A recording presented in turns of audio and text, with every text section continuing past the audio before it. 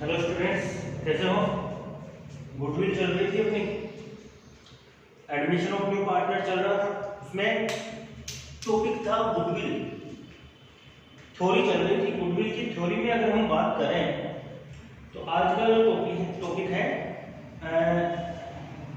ख्याति की प्रकृति।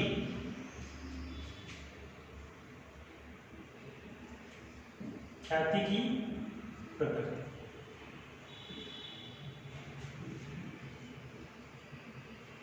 Nature of goodwill.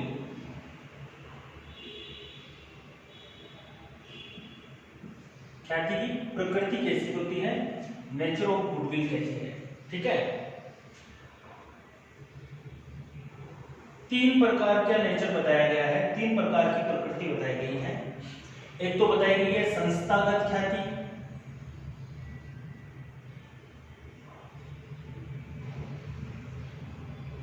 एक है व्यक्तिगत ख्याति,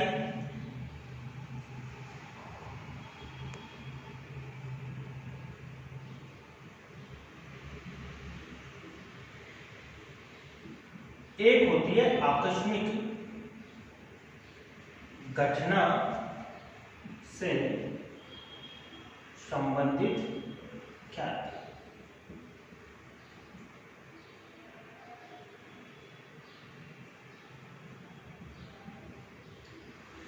आकस्मिक घटना से संबंधित ख्याति। नेचर की हम बात करें तो इसको बिल्ली के स्वभाव की ख्याति बोलते हैं। इसका एक नाम और भी बोला उसने, कहा है बिल्ली के स्वभाव की ख्याति। इसको कुत्ते के स्वभाव की ख्याति बोलते हैं।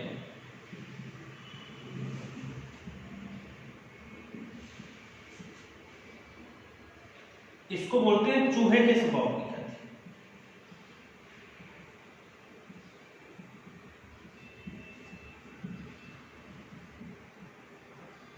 हाँ जी, ये तीन प्रकार से ख्याति का नेचर बताया गया है कि जो गुडविल है उसका नेचर कैसा है।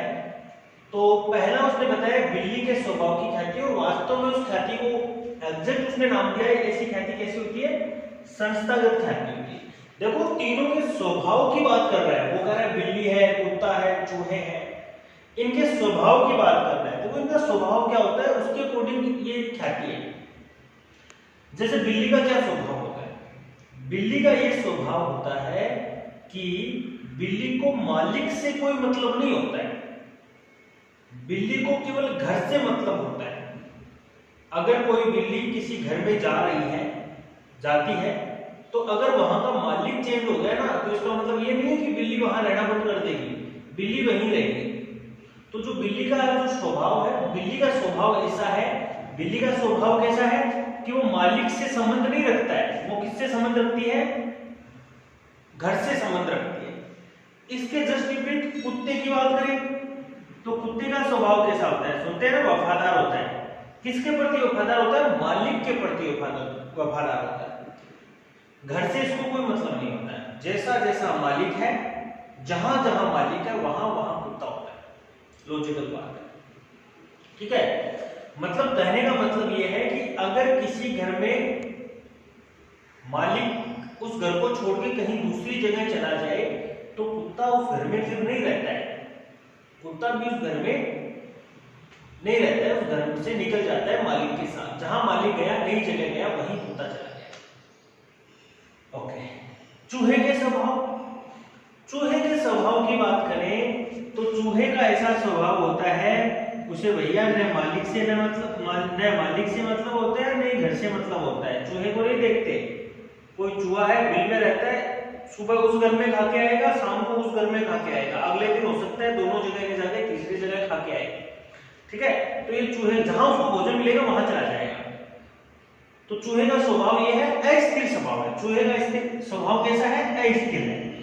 और इन दोनों का स्वभाव स्थिर है, लेकिन स्थिर के साथ में कुत्ते का स्वभाव मालिक के साथ स्थिर रहता है और बिल्ली का स्वभाव उसके घर के साथ स्थिर रहता है। बिल्ली को मालिक चेंज होने पे कोई फर्क नहीं पड़ता, कुत्ते को घर चेंज होने पे कोई फर्क नहीं पड़ता, सीधा सा है। अब गुडविल को इससे उसने रिलेट कैसे किया है? गुडविल को उसने इसलिए रिलेट किया है क्योंकि ये संस्थागत ख्याति है, मतलब ऐसी ख्याति जो संस्था से रिलेट होती है, केवल संस्था पे डिपेंड होती है, मतलब वहां के मालिक से कोई मतलब नहीं है उस ख्याति को। जैसे संस्थागत ख्याति को हो गई, इंस्टीट्यूशनल गुडविल को हो गई। जैसे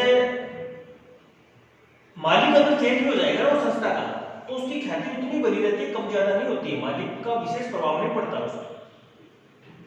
जैसा रिलायंस कंपनी सपोज करें, अभी रिलायंस कंपनी जो है उसके मालिक अंबानी साहब हैं, कल को अंबानी की जगह कोई और हो जाए, ठीक है, तो रिलायंस कंपनी पे फर्क नहीं पड़ेगा, उसके गुडविल पे फर्क नहीं पड़ेगा। हाँ, उसके बाद में उस मालिक ने काम किया, अच्छा नहीं किया, उसके बाद तो उस चीज का फर्क पड़ेगा, लेकिन मालिक चेंज होने पे ऐसा नहीं है कि मालिक चेंज होते उसके शेयर ऑटोमेटिक गिर जाएंगे या फिर उसकी वैल्यू कम हो जाएगी, उसकी गुडविल कम हो जाएगी, गुडविल वो रहेगी। भाई आप रिलायंस का कोई सिम खरीद के लाते हो तो एक बात बताओ मेरे को, रिलायंस के ऑफर देख के खरीदते हो ना तुम लोग? ऐसा थोड़ी है कि भाई रिलायंस अंबानी की है इसलिए हम खरीदेंगे, अंबानी से कोई पर्सनल रिलेशन है तुम्हारा? नहीं है। तो वही सिचुएशन वैसी है। तो संस्थागत ख्याति वो होती है जिससे मालिक का प्रभाव नहीं होता, जो गुडविल है वो संस्था से जुड़ी होती है। गुडविल किससे जुड़ी होती है? संस्था से जुड़ी होती है। तो इसकी डेफिनेशन बनेगी, ऐसी ख्याति जो व्यापार की स्थिति, ऐसी ख्याति जो व्यापार की स्थिति, किस्म, उत्पादित किस्म लिख लो,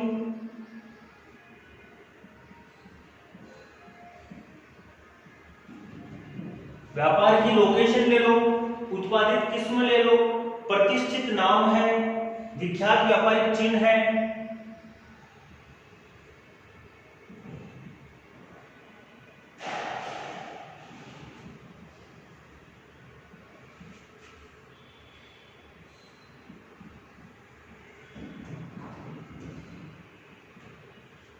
आदि पर निर्भर करती है।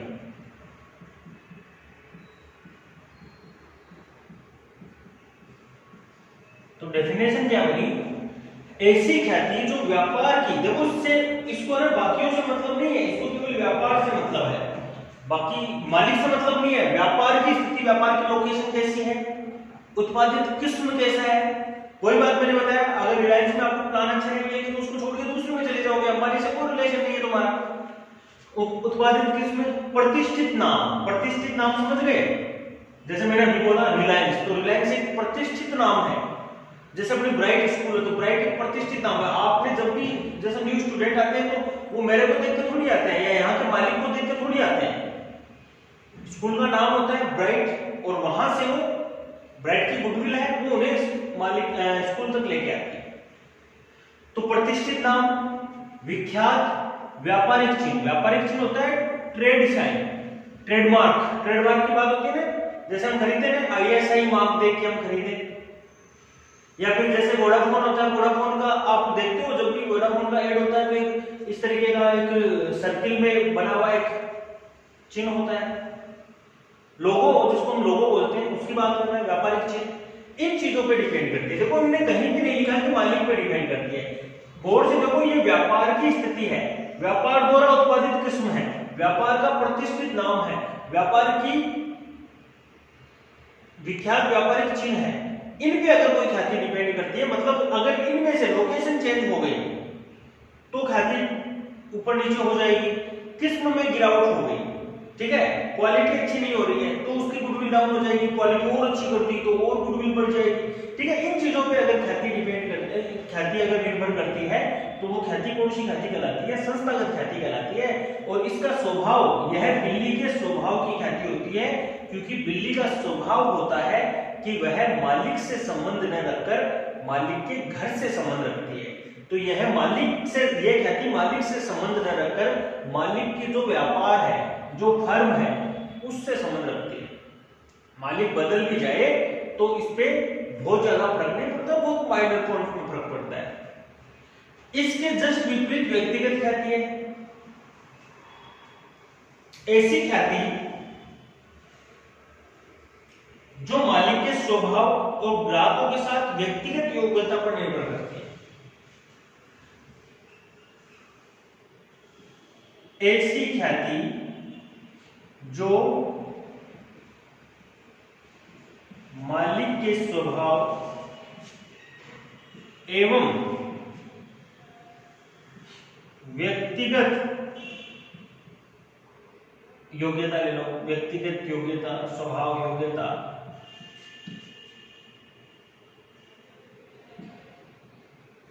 एवं ग्राहकों से संबंध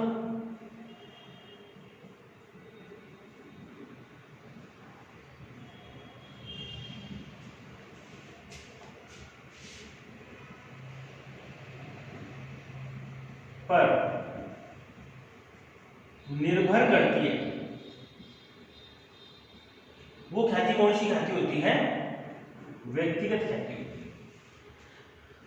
मतलब मालिक पर डिपेंड करेगा, मालिक का बिजनेस कैसा है, मालिक का व्यवहार कैसा है, स्वभाव कैसा है। भाई जाहिर सी बात है, कोई फर्म है, कोई दुकान है, दो दुकानें पास पास है। एक दुकानदार तो ऐसा है जो आप जाते हो तो आपसे अच्छी बात करता है, आपको किसी वस्तु के बारे में एकदम सही राय देता है कि ये खरीदना चाहिए, ये नहीं खरीदना चाहिए, है? एक दुकानदार ऐसा है जो कुछ पूछने पे जवाब ही नहीं देता।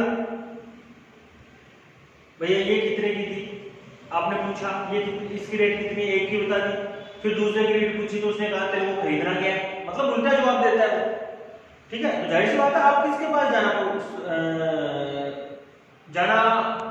जाने को प्राथमिकता दोगे? तो किसको दोगे? जहां का मालिक अच्छा है, मालिक का स्वभाव अच्छा है तो गुडविल बढ़ेगी उसकी, व्यक्तिगत योग्यता उसमें अच्छी है, ग्राहकों से मालिक का संबंध अच्छा है, मतलब मालिक पे अगर डिपेंड करेगा गुडविल। ठीक है, आपने देखते जनरली छोटे व्यापार, छोटी जो दुकानें हैं वो मालिक पे डिपेंड करती है। ठीक है, तो जाहिर सी बात है ऐसी प्रकार ऐसी ख्याति कौन सी ख्याति होती है? व्यक्तिगत ख्याति होती है। और इसे कुत्ते के स्वभाव की ख्याति बोलते हैं कि जो मालिक होता है, जैसे कुत्ता होता है वो जहां मालिक होता है वहीं कुत्ता होता है। तो वही बात है, जहां मालिक वहां उसकी ख्याति। ठीक है, सीधी सी बात है। एक तीसरी इसने बताइए आकस्मिक ख्याति। तो देखो, ऐसा व्यवसाय बताया ना मैंने, चूहे के स्वभाव की ख्याति है, अस्थिर प्रकृति के। ऐसा व्यवसाय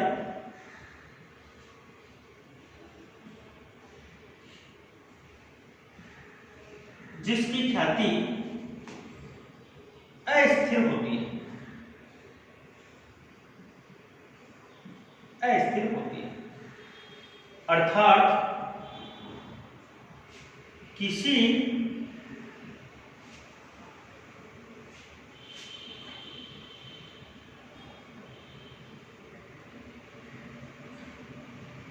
आकस्मिक घटना के घटने पर कम या ज्यादा हो जाती है, मतलब बहुत ज्यादा प्रभाव पड़ता है। आकस्मिक घटना के घटित होने पर ख्याति का मूल्य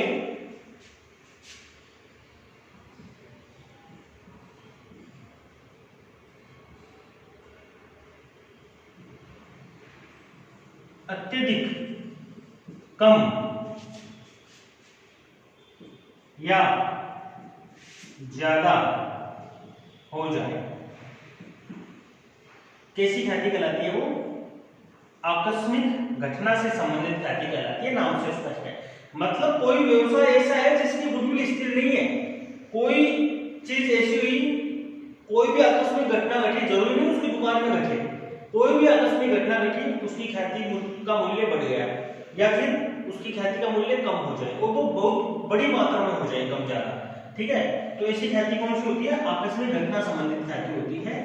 जैसे कि अपन बात करें, जैसे कि सपोज करो कि जैसे मेडिकल है, मेडिकल अभी फिलहाल बात करें तो जितने भी मेडिकल स्टोर थे, जैसे ही कोरोना महामारी आई तो उनमें जो मास्क का उत्पादन है, सपोज करो मेरी कंपनी मास्क बनाती है, अब मेरी कंपनी जो मास्क बनाती है, इतने दिन क्या हो रहा था, उनमें जो लिमिट के मास्क बिक रहे थे, जितने चाहिए थे सब थोड़ी लगा के घूमते थे। जैसे ही कोरोना की महामारी आई तो हर घर में 5, 10, 15 मास्क की जरूरत पड़ी नहीं पड़ी। तो कोरोना महामारी का आना एक क्या हो गया, आकस्मिक घटना हो गई। और उस घटना का मेरा जो व्यवसाय था मास्क के प्रोडक्शन का, उसमें क्या हुआ, कितने गुना, 100 गुना, 1000 गुना की वृद्धि हुई या नहीं। तो कोई भी आकस्मिक घटना, देखो मेरी दुकान में, मेरी फैक्ट्री में कोई घटना नहीं घटी थी। घटना जो है वो घटी इसमें संसार में घटी, अपने देश में घटी, अपने राज्य में घटी। तो उसकी वजह से मेरे फर्म की गुडविल क्या हो गई, बढ़ गई। बढ़ी नहीं बढ़ी गुडविल, ऑटोमेटिक बढ़ गई, पहुंच हो गई, डिमांड हो गई ना, डिमांड हो गई इसका मतलब गुडविल बढ़ गई। अब इसका जैसे उल्टा हो जाए, अब अभी तो गुडविल बढ़ी हुई है, सपोज करो एक महीने बाद में वैक्सीन आ जाए और टीकाकरण हो जाए बड़ी मात्रा में। अब सबके टीका लग गया तो जाहिर सी बात है मास्क लगाने की जरूरत पड़ेगी। कोरोना खत्म हो जाए तो मास्क की जरूरत नहीं है। तो फिर एक आकस्मिक घटना घटी और इसकी वजह से मेरी गुडविल जो है, मेरे फर्म की गुडविल ऑटो में कम हो गई। जब उस गुडविल को न तो मैं मालिक से मतलब था, न उस गुडविल को संस्था से मतलब था। कोई भी आकस्मिक घटना घटती है तो वो गुडविल अचानक बढ़ जाती है या फिर अचानक कम हो जाती है। तो ऐसी गुडविल कौन सी होती है, आकस्मिक घटना से संबंधित ख्याति होती है और इसे चूहे के स्वभाव की ख्याति बोलते हैं। जाहिर सी बात है क्यों बोलते हैं, क्योंकि चूहे का स्वभाव ऐसा होता है, कभी इस घर कभी उस घर, ठीक है, अस्थिर प्रकृति का होता है चूहा, इसलिए इसे चूहे के स्वभाव की ख्याति भी कहा जाता है। अब हम बात करें, थ्योरी जितनी थी वो हमने कर ली है अच्छे से। अब हम इसके न्यूमेरिकल टॉपिक पे आएंगे, गुडविल के न्यूमेरिकल टॉपिक पे आएंगे। गुडविल के न्यूमेरिकल से संबंधित दो प्रकार के टॉपिक्स हैं, एक तो कैलकुलेशन ऑफ गुडविल, एक है अकाउंटिंग ऑफ गुडविल। दोनों ही अच्छे टॉपिक है, दोनों ही बड़े टॉपिक है और दोनों से ही क्वेश्चन आते हैं एग्जाम में, इससे भी आता है उससे भी आता है। और इनफैक्ट इससे एग्जाम में सेपरेट क्वेश्चन तो आते हैं, साथ में जो इसका लॉन्ग क्वेश्चन होंगे उनमें भी इनका बड़ा यूज आएगा। इन गुडविल नहीं आएगी तो ये लॉन्ग क्वेश्चन नहीं हो पाएंगे आपके, ठीक है। तो पहला कॉन्सेप्ट हम पढ़ते हैं, वैसे कॉन्सेप्ट ये थर्ड हो गया। पहला हमने ड्यू रेशियो पढ़ा, फिर बाद में हमने सैक्रिफाइस रेशियो पढ़ा, अब है कैलकुलेशन ऑफ गुडविल।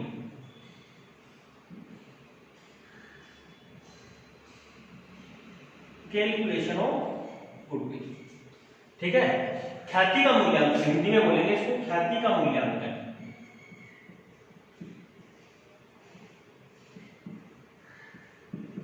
ख्याति का मूल्यांकन, तो देखो ख्याति के मूल्यांकन की कुछ विधियां हैं, मेथड्स हैं।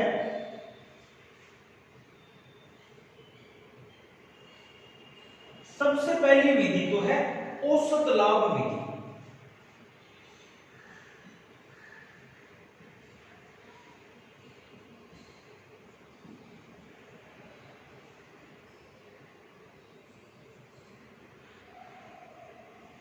दूसरी विधि है अधिलाभ विधि।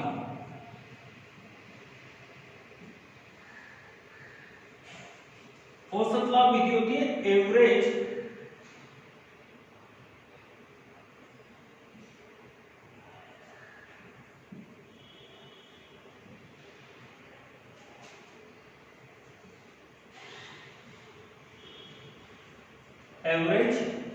Profit method. अधिलाभ विधि है सुपर प्रॉफिट मेथड।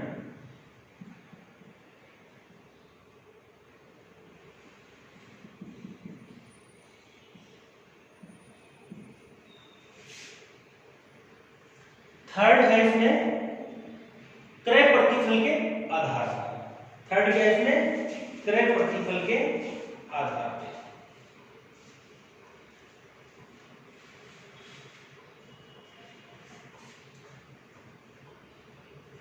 क्रय प्रतिफल विधि।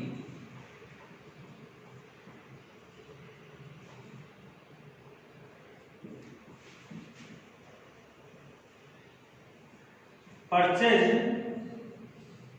Consideration method.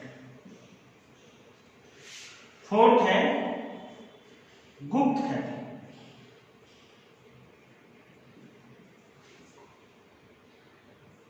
छिपी हुई ख्याति।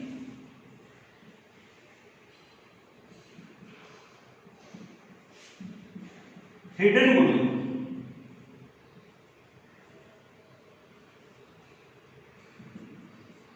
Hidden goodwill. वैसे तो ये 4 विधियां हैं, लेकिन इनमें पहली में 2 विधि है।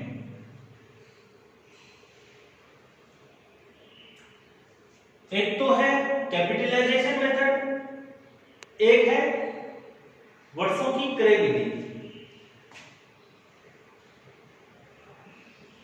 वर्षों की क्रय विधि, एक है पूंजीकरण विधि।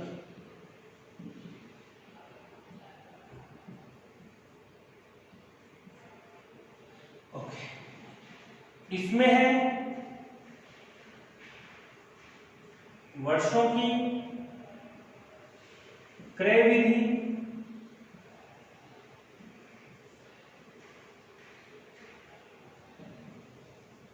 पूंजीकरण विधि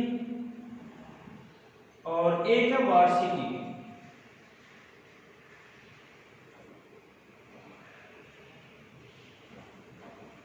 ये इतनी विधियां हैं। हो सकता है आपकी बुक में ऐसा दिया हो, हमने तो जैसे औसत लाभ और अधिलाभ को बेस मान के इनके भाग किए, क्लासिफिकेशन किया हमने इसका, कि औसत लाभ के आधार पर वर्षों की क्रय विधि, औसत लाभ के आधार पर पूंजीकरण विधि, अधिलाभ के आधार पर वर्षों की क्रय विधि, अधिलाभ के आधार पर पूंजीकरण विधि, अधिलाभ के आधार पर वार्षिकी विधि।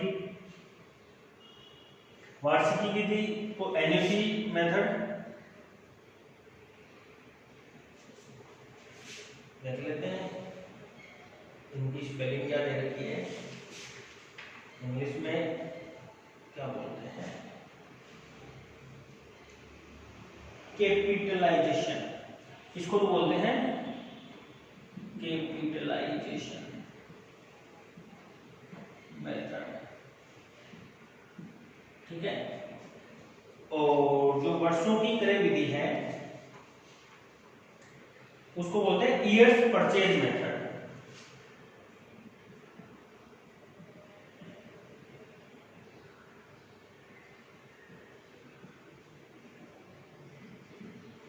ईयर्स परचेज मेथड, ठीक है।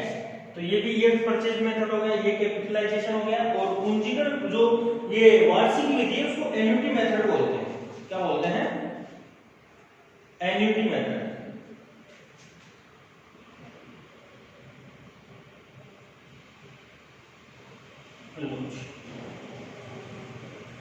ये हमने लिखे। तो ये इसका हमने क्लासिफिकेशन किया, वर्गीकरण किया कि कैलकुलेशन कैसे करें हम, ख्याति का मूल्यांकन कैसे करें, गणना कैसे करें हम। गणना करने की ये विधियां हैं, ये सारी विधियां हमें पढ़नी है।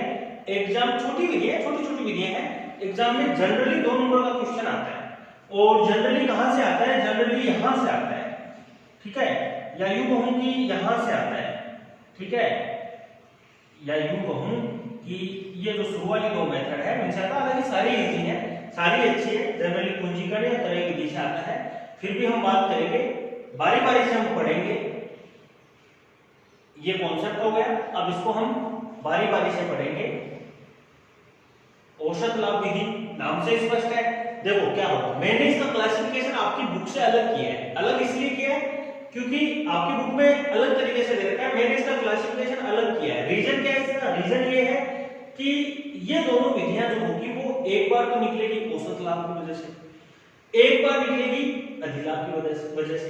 इन तीनों में पहले अधिलाभ निकाला जाएगा, इन तीनों में पहले क्या निकाला जाएगा? अधिलाभ निकाला जाएगा। इनमें औसत लाभ का कैलकुलेशन किया जाएगा, तो इसलिए उस तरीके से मैंने रखा है। बाकी हो सकता है आपकी बुक में अलग अलग तरीके से दिया हो, लेकिन यही सारी होगी, ठीक है। ओके, तो कल पढ़ते हैं, ये वाला टॉपिक हम कल पढ़ते हैं। तब तक के लिए